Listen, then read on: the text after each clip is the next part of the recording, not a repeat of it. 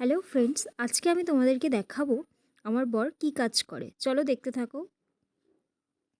দেখো, ফার্স্টে এরকম রুল, রাবার আর স্কেল দিয়ে একটা সাদা কাগজের ওপরে কিছু ডিজাইন আঁকবে।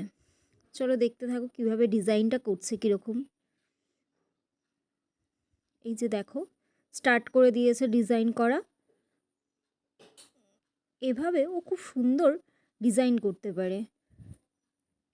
তো ডিজাইন ছবি এঁকে কি করবে চলো দেখা যাক। একটা সুন্দর কলকা আঁকছে।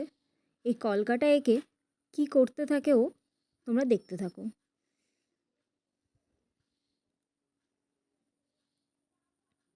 দেখো, কলকা আঁকা হয়ে গেছে। এরপর একটা কার্বন পেপার নিয়েছে, তার ওপরে এভাবে আবার ওই কলকাটা কার্বন পেপারের ওপরে খুব সুন্দর করে নিল। তারপরে দেখো একটা কাঠ, এটা কাঠের ফ্রেম করে নিয়েছে।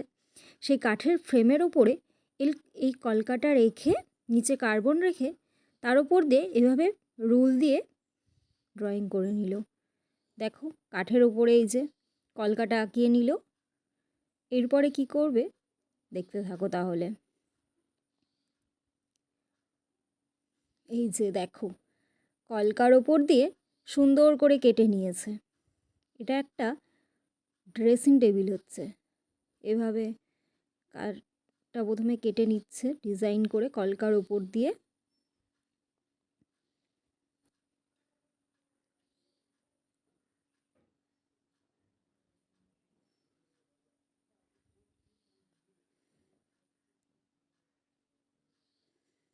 এগুলো করা খুব কষ্ট, কিন্তু দেখতে খুব সুন্দর লাগে।